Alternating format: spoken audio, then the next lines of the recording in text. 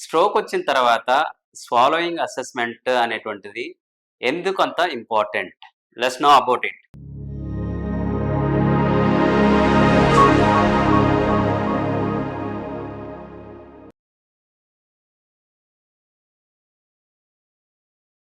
Hi, hello, namaste. నా పేరు doctor Gangaraju. I'm a senior clinical speech pathologist and deglutologist and clinical audiologist and interventional audiologist, fellow in cochlear implants and vestibular medicine, fellowship in aspiration prevention and swallowing management. Yes, post stroke వచ్చిన తర్వాత ఎప్పుడైనా కానీ first meal పెట్టేటప్పుడు swallowing examination చేసుకోవడం అనేటువంటిది ఒక ఉత్తమమైనటువంటి treatment విధానాలలో మొదటిది. ఎందుకండి, అసలు నోరు అంతా బాగానే ఉంటుంది కదా, మరి మనిషి అంతా బాగానే ఉంటాడు కదా, బ్రెయిన్ కదా సమస్య వచ్చింది, స్వాలోయింగ్ అసెస్మెంట్ ఎందుకు చేసుకోవాలి, అసలు స్వాలోయింగ్ అసెస్మెంట్ అంటే ఏంటి అనేది అందరిలో సర్వసాధారణంగా వస్తున్నటువంటి డౌట్. మనం చూసుకున్నట్లయితే స్ట్రోక్ వచ్చిన తర్వాత మొట్టమొదటిగా మనకి మాటలో తేడా వస్తుంది, నడకలో తేడా వస్తుంది, మరియు వారి యొక్క బిహేవియర్లో కూడా తేడా వస్తుంది. కానీ ఇక్కడ మాటలో తేడా ఎందుకు వస్తుంది? బ్రెయిన్ కదా, బ్రెయిన్కి సమస్య వచ్చినప్పుడు మాటలో ఎందుకు వస్తుంది అని అంటే కనుక, మాట అనేటువంటిది బ్రెయిన్ యొక్క రియాక్షన్ అండి. ఓకే, మనకు మొదటగా బ్రెయిన్ లో ఎక్కడైనా ఏమైనా చేంజెస్ జరుగుతున్నాయి అని అంటే దాని మొట్టమొదటి సూచన ఏంటి అని అంటే మాట, దాని తర్వాత నడవడిక. సో ఇప్పుడు స్వాలోయింగ్ లో కూడా ఫస్ట్ ఏంటి అని అంటే, ఆ స్ట్రోక్ వచ్చినప్పుడు మాటకు సంబంధించినటువంటి నోటి కండరాల పైన, గొంతు కండరాల పైన కొద్దిగా ఆ నర్వ్స్ అనేటువంటివి పని చేయకుండా పోతాయి అన్నట్టు. తద్వారా ఏమవుతుంది అంటే, ఆ మజిల్ యొక్క టోన్ తగ్గడం జరుగుతుంది. ఆ మజిల్ మూమెంట్ తగ్గడం జరుగుతుంది. తన యొక్క మజిల్ యొక్క కండరాల యొక్క పనితీరులో తేడా వస్తుంది. అది తెలుసుకోకుండా డైరెక్ట్ గా ఫుడ్ ఇవ్వడం వల్ల ఏమవుతుందంటే, ఆ తిన్నటువంటి ఫుడ్ లంగ్స్ లేకపోయేందుకు అవకాశం ఉంటుంది. సో లంగ్స్ లేకపోతే ఏమైతే సార్, అది కూడా మన బాడీ లెక్క కదా పోయేది అని అనుకోవచ్చు. చాలా మంది క్వశ్చన్లు వేస్తూ ఉంటారు.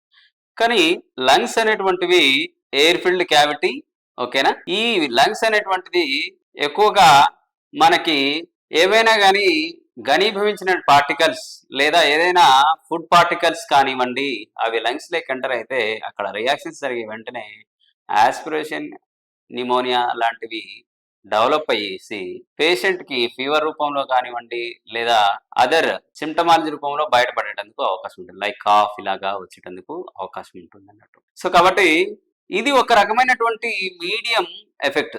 ఆస్పిరేషన్ లో ఇది ఒక సిమ్టమ్. అదే ఎక్కువ ఆస్పిరేషన్ జరిగితే కనుక మైల్డ్ కాకుండా మోడరేట్లీ సివియర్ అవుతుంటే ఒక్కోసారి ఆస్పిరేట్ జరగడం వల్ల మనిషి చనిపోయేటందుకు కూడా అవకాశం ఉంటుంది. జనరల్ గా మన ఇండియాలో ఉన్నటువంటి ఒక lacking of speech pathology doctors, deglutology and speech pathology doctors unavailability, అంటే వాళ్ళు అందుబాటులో లేకపోవడం వల్ల సర్వసాధారణంగా ఏం చేస్తుంటారు అని అంటే, అక్కడ ఉన్నటువంటి డాక్టర్లు స్ట్రోక్ వచ్చిన తర్వాత ట్రీట్మెంట్ చేసేటువంటి డాక్టర్లు ఏం కాదు, సిస్టర్నో ఏ నర్సునో పెట్టమని చెప్పడం జరుగుతుంది. కానీ ఇది కరెక్టేనా అంటే కరెక్ట్ కాదు 100%. ఎందుకు అని అంటే, మనం ఇవాళ వైద్యంలో అత్యుత్తమమైనటువంటి పద్ధతులు ఎక్కడ ఉన్నాయి అని మనం చూస్తే కనుక అందరూ కూడా విదేశాలలోనే ట్రీట్మెంట్ విధానం మంచిగా ఉంటుంది అని చెప్పడం జరుగుతుంది. ఎందుకు అది అక్కడ అంటే quality is the matter.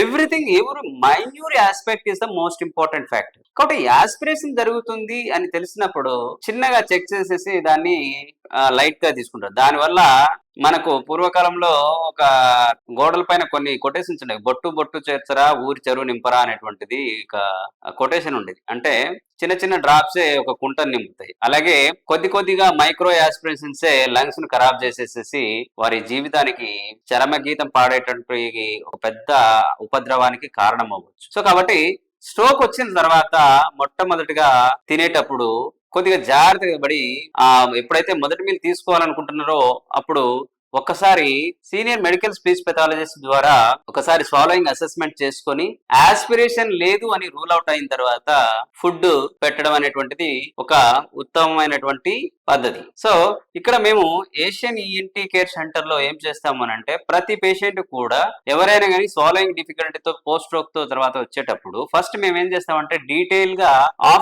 Chair swallowing examination చేయడం జరుగుతుంది. తద్వారా మాకు పేషెంట్ యొక్క ఇన్ఫర్మేషన్ కానివ్వండి, పేషెంట్ యొక్క థ్రోట్ మెకానిజం కానివ్వండి, న్యూరల్ ఫంక్షనింగ్ కానివ్వండి, వీటన్నిటిని తరువుగా ఎగ్జామిన్ చేస్తాం. తర్వాత మేము డీటెయిల్ గా ఫ్లెక్సిబుల్ ఎండోస్కోపిక్ స్వాలోయింగ్ ఎగ్జామినేషన్ కి వెళ్ళడం జరుగుతుంది. తర్వాత మేము మోడిఫైడ్ బేరియన్ స్వాలో స్టడీస్ కి వెళ్ళేసి వీటన్నిటిని తరువుగా రూల్ అవుట్ చేసుకున్న తర్వాత, ఆస్పిరేషన్ లేదనుకున్న తర్వాత మేము పేషెంట్ కి ఫుడ్ పెట్టడం జరుగుతుంది అన్నట్టు. సో మీకు కూడా, మీకు కానీ మీ చుట్టుపక్కల కానీ లేదా మీ బంధువులు ఎవరికైనా ఇలాంటి సమస్య ఉన్నట్లయితే మీరు ఒక్కసారి ఏసీని ఈఎన్టీ కేర్ సెంటర్ ని విజిట్ చేయండి. ఈ ఈ ప్రాబ్లం కి సమగ్రమైనటువంటి ట్రీట్మెంట్ విధానాన్ని, అత్యుత్తమైనటువంటి ట్రీట్మెంట్ విధానాలని ఉపయోగించి మీకు మేము అసెస్మెంట్ చేయడం జరుగుతుంది. At the same time treatment management part కూడా డిజైన్ చేయడం జరుగుతుంది.